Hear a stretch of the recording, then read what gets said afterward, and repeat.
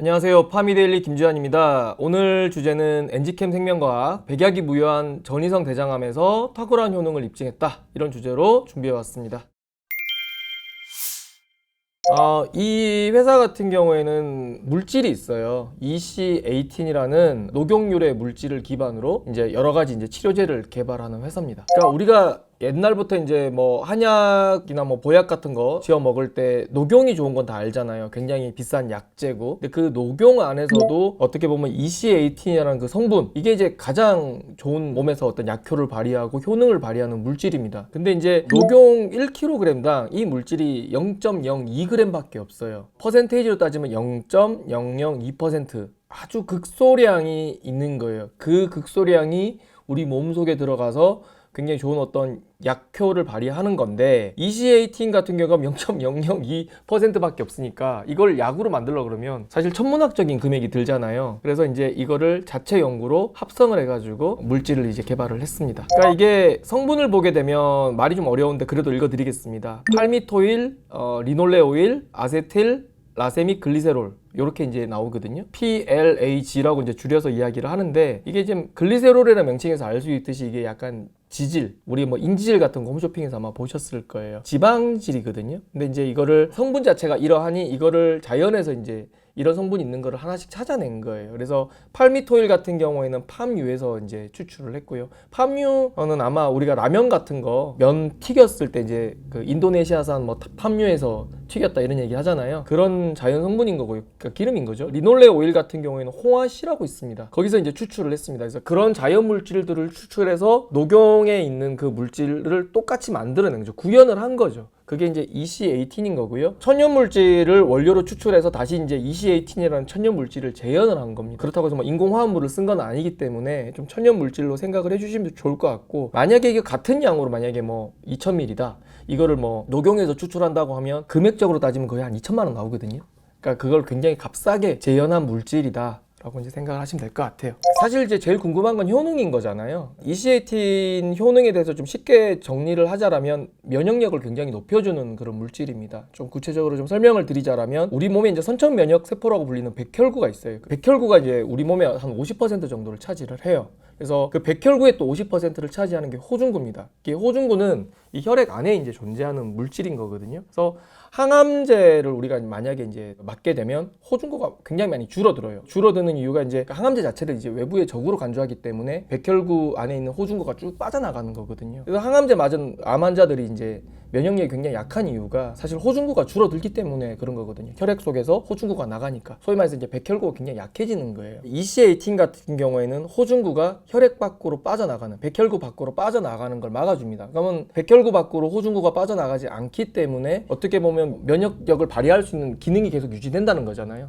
그렇게 해서 이제 면역력을 올리는 그런 역할을 하는 겁니다. 여기서부터 굉장히 사이언스의 사이언스가 되는 건데, 쉽게 설명을 드리면 이제 몸속에 이제 외부 침입자, 바이러스나 박테리아나 어떤 균들이 유입되게 되면 우리 몸에 이제 팜프라는 신호가 활성화됩니다. 그러면 이제 뭔가 외부 침입자가 들어왔으니까 우리 몸을 지켜야 되겠다 해가지고 백혈구 안에 호중구가 쭉 빠져나가요. 그 팜프 신호에 일단 먼저 빠져나가고요. 두 번째는 뭐냐면, 그 바이러스에 의해서 세포가 손상이 되면 그 손상된 세포가 있을 거 아니에요. 이것도 좀 치료를 해야 되겠다.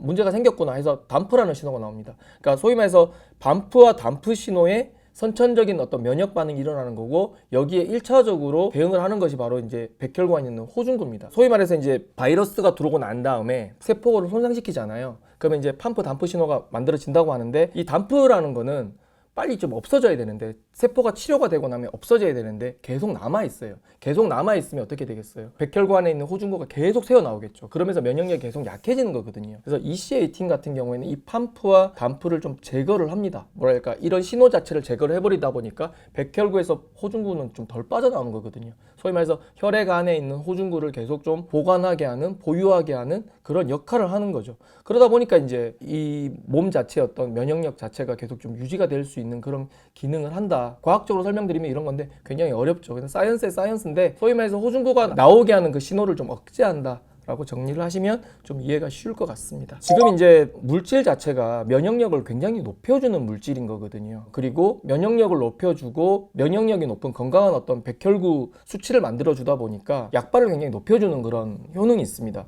근데 이제 우리가 다 아는 면역항암제 있잖아요. 키트루다나 옵디보나 이제 PD-1 계열의 이런 면역항암제들의 어떤 그 대장암 객관적 반응률 자체가 굉장히 낮아요. 28%밖에 안 되거든요. 그 이유가 뭐냐면 이 면역항암제 저항성을 가진 암종이 있어요.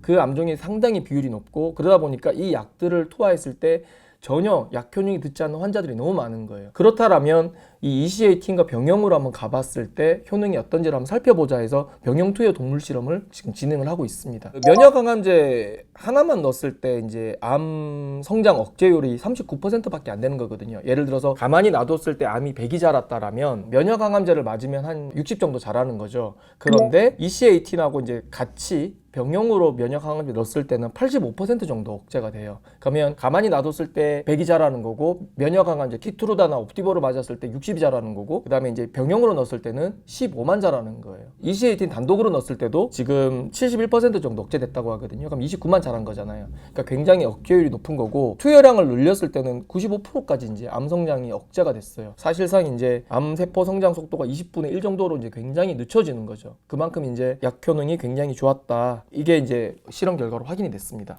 논문을 한번 찾아봤는데요. 대한소화기암연구학회에서 이제 발간한 학술지가 있습니다. 그 학술지 작년 11월 달에 이제 발간된 논문인데 전이성 대장암에 대한 면역 치료의 최신 지견 뭐 이런 식으로 해서 이제 논문이 나왔는데 이 대장암 저항성 암종이 전체 대장암의 한 95% 정도를 차지하고 있고요. 그러다 보니까 이제 사실상 면역 항암제가 약효가 없다라고 나와 있어요. 이게 뭐 오래된 논문도 아니고 불과 이제 지금 시점으로 따지면 6개월 정도 되는 논문인데 이게 조선대학교에서 발간한 소화기 내과 쪽에서 낸 논문으로 알고 있어요. 사실상 이제 면역 항암제는 저항성 대장암에서는 전혀 이제 효과가 없다. 쓰지 마라라는 내용으로 이제 나와 있거든요. 그러니까 그 암에서 지금 단독 했을 때도 71% 정도 암 성장이 억제가 됐고 병용으로 했을 때는 95%까지 억제가 됐다라는 거는 최신 지견에 반하는 내용인 거잖아요. 그런 부분을 좀 살펴보셨으면 좋겠습니다. ECA-T에 대해서 이제 녹용 유래 물질이다. 이제 그래서 뭐 쭉 이제 뭐 아까 호중거에 대한 얘기를 쭉 드렸는데 ECA-T 자체가 이제 암세포 성장에 관여하는 아데노신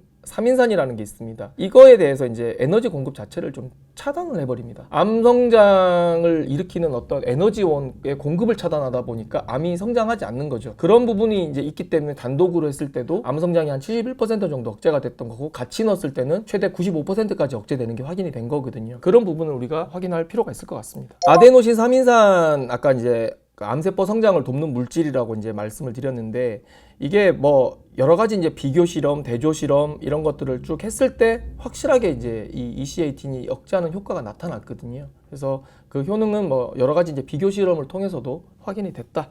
이렇게 좀 설명을 드리겠습니다. 이게 이제 결국에는 우리가 제일 걱정하는 게 독성인 거거든요. 결국에 효능이 아무리 좋다고 하더라도 독성이 높으면 쓸 수 없는 거고 또 안전성 문제가 생기면 동물 실험에서는 예를 들어서 100ml를 투여했는데 실제 사람 임상에서는 그 물량을 투하하면 독성이 나오기 때문에 투여량을 줄인다고 하면 약 효능이 확 떨어질 수 있는 거거든요. 근데 결국에는 ECA-T 같은 경우에는 자연 유래 물질인 거예요. 그래서 아까 뭐 팜유랑 뭐 홍화시유에서 이제 추출한 물질을 가지고 이제 녹용의 물질을 재현한 거라고 제가 설명을 드렸잖아요. 몸에 전혀 문제가 없는 물질인 거예요. 그래서 실질적으로 이제 이게 좀 관련해서 또 우리가 실험을 해봤는데 면역항암제만 투여한 그 생쥐 같은 경우에는 55일째 다 죽었어요. 근데 이제 ECA-T 단독이나 병용 처리군 같은 경우에는 60일이 지나도 개체 3분의 2 이상이 이제 생존해 있었거든요. 그만큼 이제 물질 자체가 면역항암제도 사실 독성이 거의 없는 물질로 저희가 알고 있거든요. 그럼에도 불구하고 ECA-T는 훨씬 더 좀 안전한 그런 모습을 나타냈다. 그만큼 이제 몸의 면역력이 강화가 되다 보니까 꽤 죽지 않는다라고 이제 생각하시면 될 것 같습니다. 병용 투여에서 나온 동물 실험 결과가 첫 번째가 아닙니다. 이전에 이제 악성 흑색종이라고 있어요.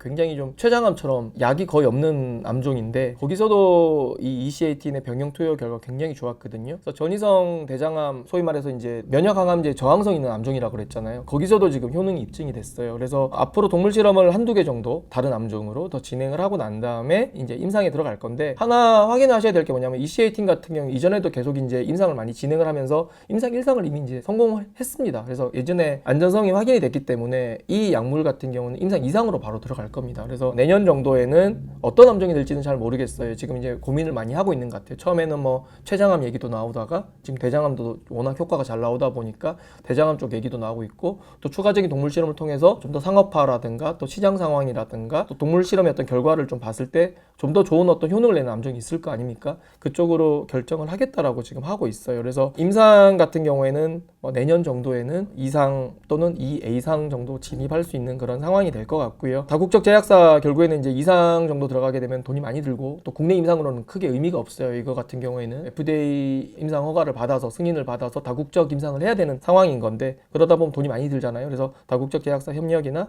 뭐 기술 수출도 염두에 두고 있는 그런 상황입니다. 부단히 시도할 것 같아요. 동물 실험 결과 데이터 나오는 것 계속 쌓아가지고 시도할 것 같고, 만약에 뭐 그때까지 기술 수출이 되지 않는다라고 하면 이 A상 정도에서 좀 모수를 그렇게 넓히지 않고 작은 숫자에서 좀 진행을 하면서 그 어떤 결과, 중간 결과라든가 최종 결과를 가지고 좀 확대 임상 가기 전에는 기술 수출을 좀 타진하는 그런 방향으로 전개될 것 같습니다. 오늘은 엔지캠 생명과학에 대해서 살펴봤습니다. 파미데일리 구독, 좋아요, 알람 설정 부탁드리겠습니다. 감사합니다.